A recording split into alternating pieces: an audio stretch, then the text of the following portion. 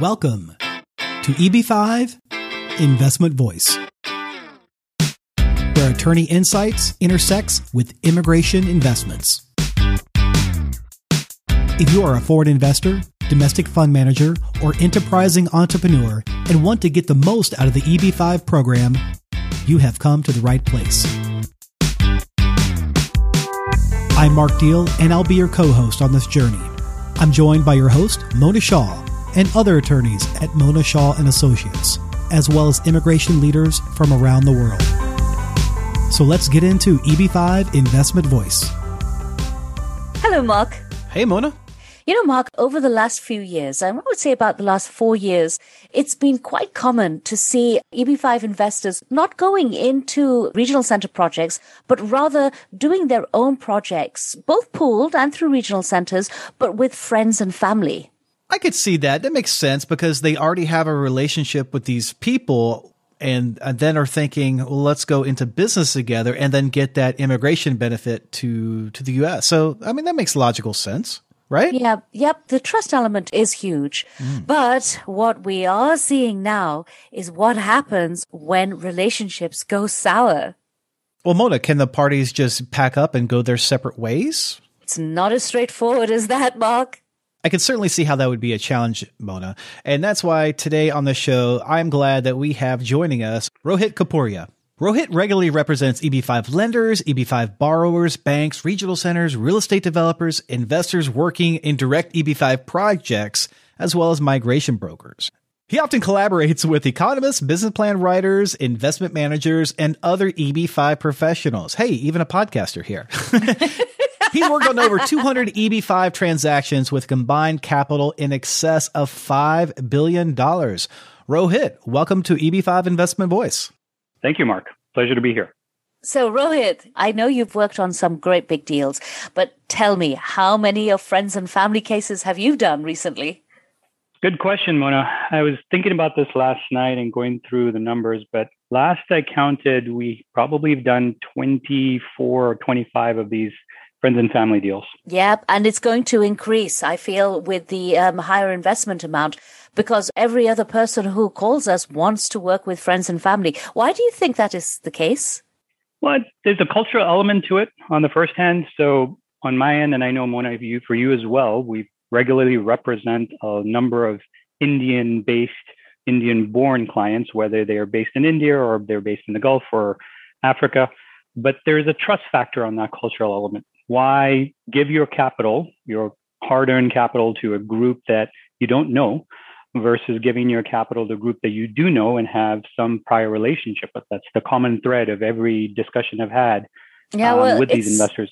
It's not just Indians, Rohit. We have groups from all over the world who've clubbed together, whether it's from Vietnam or from Europe even. And there are a number of pitfalls. It's not that easy to put your own project, and we've seen that. But amazingly enough, recently, the projects seem to have been going well, but it's the relationships which have been going sour. So we wanted to discuss today, can the parties just pack up and go their separate ways, or what really happens? Business divorce. Yeah, business divorce with an EB5 flavor. Like an investment immigration prenup. Absolutely. The difference here, and to pick up on what Mark would use, you have a prenup, but except in our case, we have an operating agreement or we have a limited partnership agreement that we rely on that contemplates these same scenarios. So here is the thing. Many a time, investors, when they put their own petition together, they do try and cut corners, Rohit, and they will use a boilerplate operating agreement. I don't think we can emphasize enough how important it is to have your corporate documents done correctly. Absolutely, Mona. It is probably one of the most frustrating things as counsel when a group comes over to me and the first thing they say is, hey, I already have a format I downloaded from Rocket Lawyer, or I have a friend of a friend who is an attorney and they prepared this template and this is what I want to use. And can you give me a discount of X amount because I already have the document done? No. Well, what kind of things, perhaps, I know you've done many of these, but what kind of things could you include in an operating agreement which would safeguard against, relationships going sour and business divorce, etc.? Well, the first thing we want to focus on is management. Typically, one of the reasons why a foreign investor would partner up with a US-based investor is from a management perspective, the foreign investors know what they know, but they know it back home. Yeah. They don't necessarily know how to operate the business here in the United States. And so the expectation is the US partner is actually well-versed in these intricacies of the business. As an example, if it's a hospitality product, if it's a restaurant product, whatever the type of asset class is, you have a group that actually knows what they're doing. So core concept of management, how management of the underlying business is done, how decision-making is done, what rights and obligations the manager has to get consent from the foreign-based individual, all of that has to be flowed in and properly documented in the operating agreement. So here's a scenario for you. So we have a company which is going to make an investment into a project. They're going to make an investment via a loan. And the company is managed by members who are currently overseas completely. They're not U.S. citizens. They're not U.S. lawful residents. They are overseas citizens. And other members of the family are in the same agreement here in the United States. And they fall out with the managers in overseas. Can they oust them? Can they replace them? They could, if the agreement gives them the ability to do so. The problem is if you oust them, you are going to implicate some immigration issues potentially. You are also implicating some corporate issues. And then you have a continuity problem down the line. If they are a franchise, as an example, and they're working with a franchisor, there is likely some obligation that they will have on behalf of the franchisor to advise them of the change. If they have some licensing issues, that is also something that has to be run through the licensor. Or, for example, if they have a liquor license, then the question is who's now on hook and who's responsible. So lots of different factors to consider. That is if it is that type of project. But if it was just a project whereby they were loaning to another party, and let's flip the tables here. The managers are in the US and the investors are all overseas. Can the investors overseas find someone to take over and get rid of these managers because they're not happy with the way the managers are handling their loan, for example? If the operating agreement allows for it, yes. Typically, in the scenario of replacement of manager, there are very constrained reasons why you can oust or remove a manager, as the speak is in the operating agreement. Typically, most of that language is going to be centered around some sort of violation of the terms, the operative terms of the agreement, and or fraudulent activity, and or doing something that is not in the interest of the business. If it's simply, we don't like you and we don't get along anymore, that is not going to be sufficient. Right. Well, let's talk about the immigration side for a second. I know that Senator Grassley's new bill is going to make some changes when it comes to overseas management, but as that hasn't happened yet, and we can talk about that later, what happens as far as EB5 is concerned if you decide to change the manager, even if it's in the operating agreement? Could that be considered a material change? Potentially, yes. In the instance we are dealing with a regional center project versus a direct EB5 project, then there has been ongoing reporting that was done with USCIS on an annual fiscal year basis. And within that document, the I-924A, there was disclosure as to who the manager is/was. If you make that change between two fiscal year periods without disclosing to USCIS of the change, you potentially could be subject to some sort of immigration pitfall. We are aware that USCIS conducts, as you are, frequent site visits to these various businesses. Right. And the last thing you want is a change in management that was not disclosed to USCIS appropriately and which USCIS would deem to be material in nature. Well, to be material, though, to really make a difference as far as the filing is concerned, wouldn't it have to be something a little more than just disclosure? I'm hearing that, part of me is saying, well, it's only disclosure. Is that not just a letter or an email to USCIS? Is that really a material change? Well, it depends, right? Because sometimes, USCIS has kept materiality within its discretion of how it interprets it. And so the language of materiality within the EB5 policy memo is open to interpretation. What we've noticed over the years is with each case, it's going to be fundamentally unique to that one case. A simple change of management that doesn't impact the ongoing business may not be considered material. However, if the removal of the manager and is deemed to be a key centric focus of what that business is, and if the manager was playing the active role of organizing, maintaining the loan, running the business, USCIS could look at that and say, well, we don't believe that the underlying business is going to perform. So I would say yes and no, but maybe so. Yeah, well, it is fact dependent. I do agree with you. So here's another scenario. Same issue, friends and family together, and they start fighting with each other. But there's no PPM or any other agreement of that nature because, you know what, they were friends and family, so they said we didn't need a PPM. Do we need a PPM, or is an operating agreement enough? It's interesting. The purpose of a private placement memorandum, confidential private placement memorandum, whatever the terminology is that it's a disclosure document. And it is meant to alert the underlying investors of all the pitfalls of making the investment.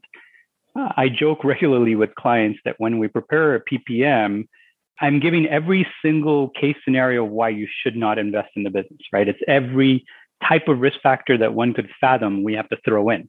Right.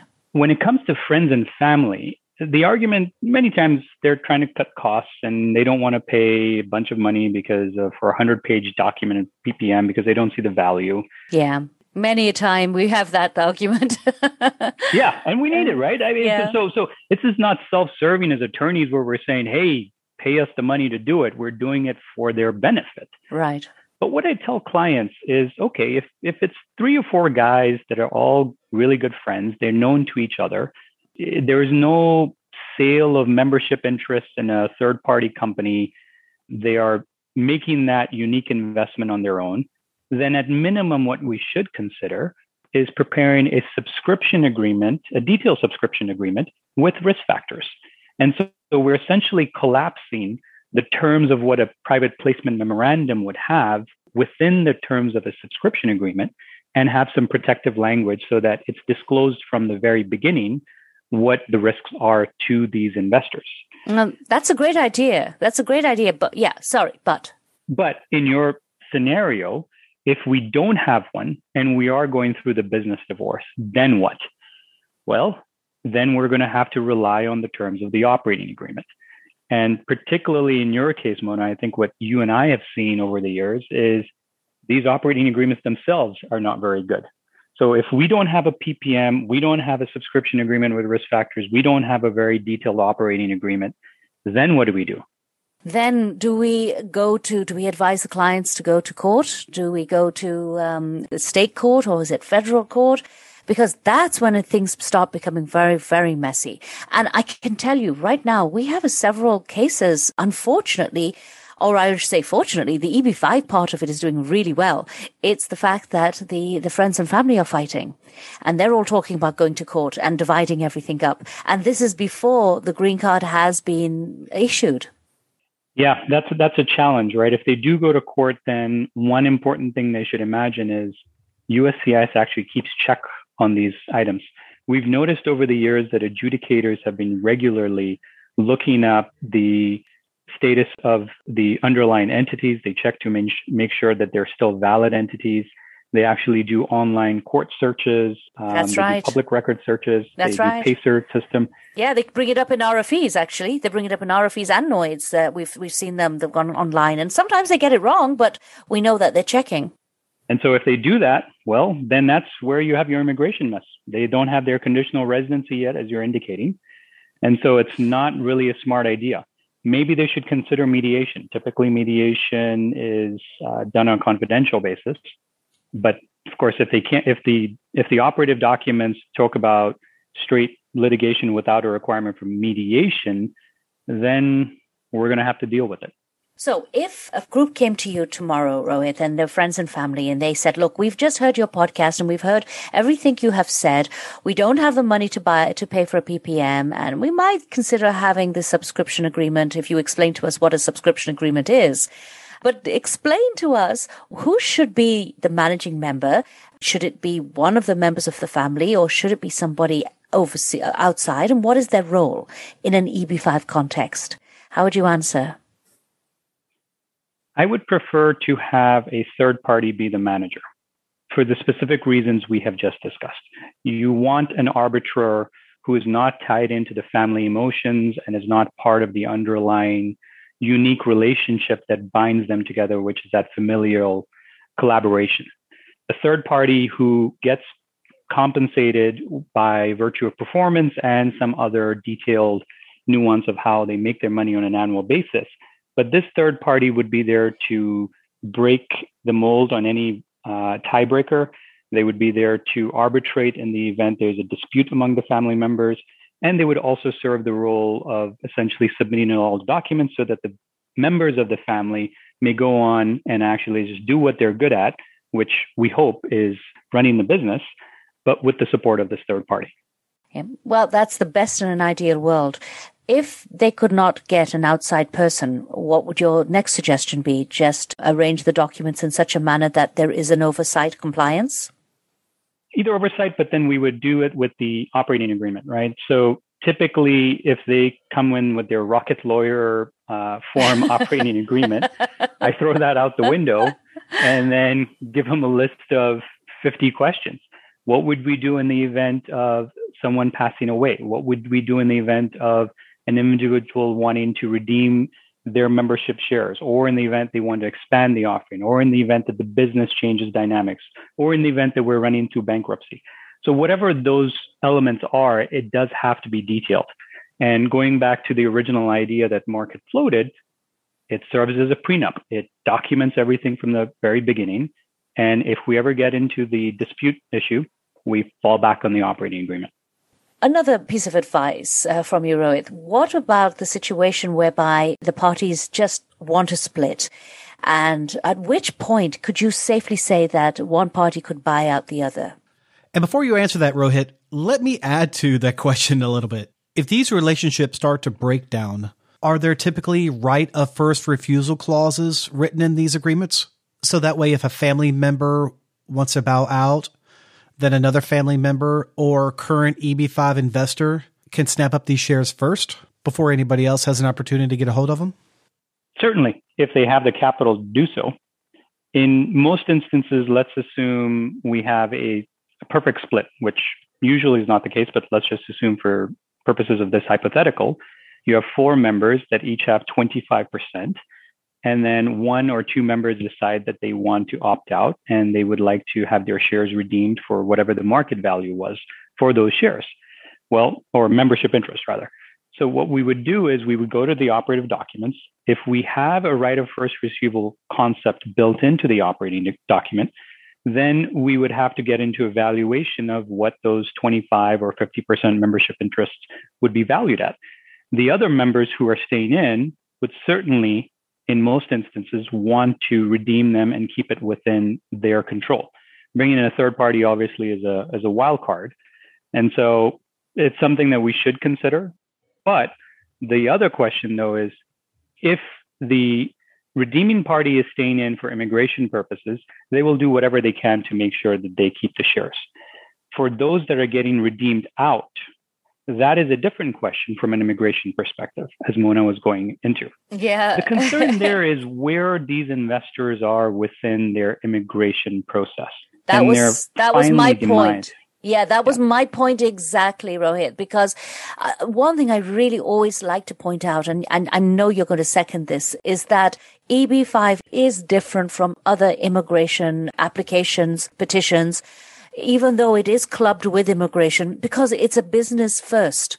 But at the same time, we have to remember that we have a petition floating. So if your investors want to buy out and they haven't even got their initial approval, they can't do that, can they? No, they can't. They have to wait. So do you put that in the documents, that any buyout can only happen at a certain point? That's a good question. Typically, that is not something we would do on a private transaction, because in most instances, that's something we have not necessarily contemplated. You'd see that more commonly in documents related to a third-party fund or a third-party regional center. Yeah. Now, I will caution on this where it gets really interesting, and we've seen requests for further evidence from USCIS on this point, is whether or not they deem such buyout provisions to be deemed an option. And Mona, you'll recall USCIS in 2019 issued additional guidance on the EB5 policy memo. I believe it was in the summer, if I remember correctly, Right. where they were talking about this very issue of what they would deem to be an option and what they would deem not to be an option. I've gone through litigation on this particular issue with the USCIS just because it's a common operating agreement. It tries to address every issue. And then the question comes up of how shares are redeemed. And in this particular scenario, we're dealing here with dispute, but commonly USCIS looks at it as a third-party exit and whether or not that's deemed to be at risk during their 2-year sustainment period, which, Mona, you can define what that is for the audience. Right. So, I mean, I think this is something that people do need to remember again. Yes, it's a business. Yes, we're doing EB5, but your money has to remain at risk, and your money has to remain at risk until you file the I-829. And the trouble is, Rohit, is that once upon a time, we could really say, all right, 1.5 years for your petition, 2 years for your conditional period, say 3.5 years, and then you're getting to your I-829. It's not like that anymore with all these delays. And in a business context, it can throw everything up in the air. Yeah, unfortunately, USCIS has been everything but consistent on timing and a lot of other things. So you are absolutely correct. The predictability of a typical business outside of all the other variabilities on business climate, COVID, and all the other elements that may impact the business, USCIS is one large variable here on timing. If our group decide to go into a regional center type of, a third-party regional center type of project, most of the time those documents are well drafted to cover all of these issues. But I have seen some regional center projects where the operating agreement really does lack, for want of a better word. I would love to say that is unique to the drafting capabilities of the underlying counsel, but in every scenario, Mona, we have folks who are trying to cut corners and would rather spend a little bit of money up front in the hopes that things will go well, which is never a good idea. Rohit, I have another scenario for you. Even if it's a regional center, regional centers often have undesirable members that they might want to get rid of. And secondly, you might have a situation with friends and family that there is one member who is not really someone who's a manager, but he's just a member and he's doing something unsavory that the other members just want to get rid of him. The fraud element can hurt the entire project. So it's better to withdraw that member than continue with having that person there and having the fraud element taint the whole project. Absolutely agree. We've seen scenarios similar to that, Mona, over the years. And fraud can rise to different levels, whether it's on the pool direct, whether it's on regional center. We've been involved, unfortunately, on some SEC investigations, wherein USCIS basically flags an issue, the SEC steps in, and then all of a sudden you've got two government bodies that are investigating the entire food chain. Yeah. The regional center gets in trouble, the job creating entity is in trouble, you've got the SEC stepping in to see whether or not issues of shares or membership interests were being done on a fraudulent basis. And that gets really tricky. So what we've always counseled clients with respect to the operating agreements is that we do have that ability on redemption. And so removal of manager, it's a common element where I'd mentioned earlier, fraud or the like being one of the ways in which the members can vote and get consent to remove that person. But it's important to understand intrinsically here, in fact, that USCIS has jurisdiction over two elements, the regional center and the underlying petitioners, the EB5 petitioners. The SEC has jurisdiction over the offering documents, the underlying sales of the offering documents, and everything surrounding it. So if you have a fraudulent transaction or you have one individual who is tainting the entire transaction, then not only the investors are in jeopardy with respect to their petitions, but the regional center may also be in jeopardy. So EB5, it's unique. Trust obviously is important, and it's good to do business with family members to the extent you have a good relationship. But documentation and agreements are everything. I couldn't agree more, Rohit. Yeah, Mona, Rohit, as I'm listening to this, I kind of understand how just grabbing a document, grabbing a template from something like Rocket, Zoom, Shield, and all the other different things that basically treat legal advice as commodities. And maybe those templates work for some that are by themselves, not working with others, certainly not tying into other disciplines. But as we know, EB5 is a mixture of immigration and business. Rohit, as you mentioned, USCIS is dealing with the regional center and the petitioners, while the SEC is dealing with the offering documents and the sales. So I could certainly see how the value of an impartial legal advocate would be just that, an advocate to the petitioners, whether the friends and family are on good terms or looking out in case things break down. Yeah, Mark, I think it's important to remember, and this may sound a little self-serving, but there is inherent value in retaining experienced counsel. Now, not every attorney is going to be appropriate for an EB5 transaction. For example, and Mona has a solid following within the EB5 space. She has a lot of experience within EB5. She's done this for many years, spoken on many webinars, entered in many transactions.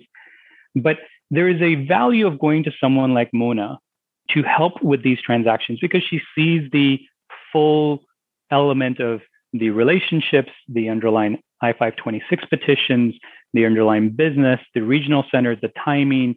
And she's involved in leadership on the Invest in the USA, which is a trade body within the industry.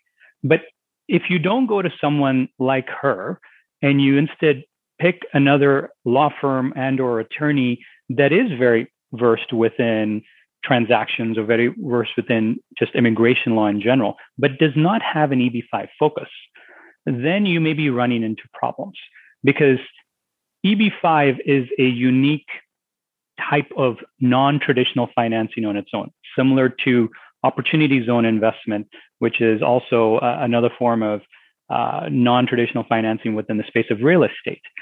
And over the years, I have seen many of these transactions being documented by folks that are not very experienced in EB5. And when they go through these tricky business divorces, then the documents come to light and all of a sudden realize, okay, they may have addressed the issues of removal of manager, for example, but they weren't privy to the issues of how USCIS interprets redemptions and whether or not that's deemed to be violative of EB5 law. And so getting a document or start a document from one of these other sources you mentioned, Zoom, Shield, or Rocket Lawyer, those are great platforms for a starter kit, if you will, but you really need an expert who's going to come behind, understand who the groups are, evaluate their business needs, and more importantly, also evaluate what the immigration process will be like. Without that, you may end up in trouble. Hopefully you don't, but you may. Right. Don't just start, and don't just launch, but you need to land as well. People come to us often when they are in trouble, if they haven't come to us from the beginning, and we're there to fix things up. But I really want to stress that not all cases end up in trouble, or one should not go in with friends and family. There are many, many, many successes. But for the one time that there could be something which goes wrong, you do need your insurance policy. Absolutely, Mona. I will echo that. The one thing over the years is, as I mentioned earlier, USCIS is anything but consistent. Yeah, but that's what we've learned over the years is how they are adjudicating on the basis of requests for further evidence or notices of intent to deny. That usually gives us a peek behind the curtain of what may be rumbling within the USCIS space with respect to compliance, with respect to their evaluation of how things should be.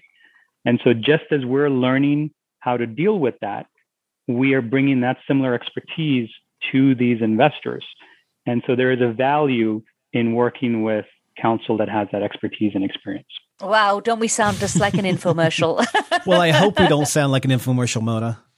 Rohit Kapuria, I want to thank you for bringing your expertise to investors here on EB5 Investment Voice. Pleasure, Mark. Thank you for having me here. Thank you for being with us today on EB5 Investment Voice. The topics presented in this podcast is informational in nature and is not to be taken as specific legal advice. If you have questions on the topics presented in this episode or other investment immigration needs, please contact Mona Shaw and Associates. Mona and her attorney staff can be reached at mshawlaw.com. That's mshawlaw.com. Make sure you don't miss our next episode focusing on a different aspect of the EB5 program by subscribing to the podcast. While you're at it, leave us a rating on iTunes. If you really found this episode valuable, share it with someone else that could benefit from this information. Until then, I'll see you on the next episode of EB5 Investment Voice.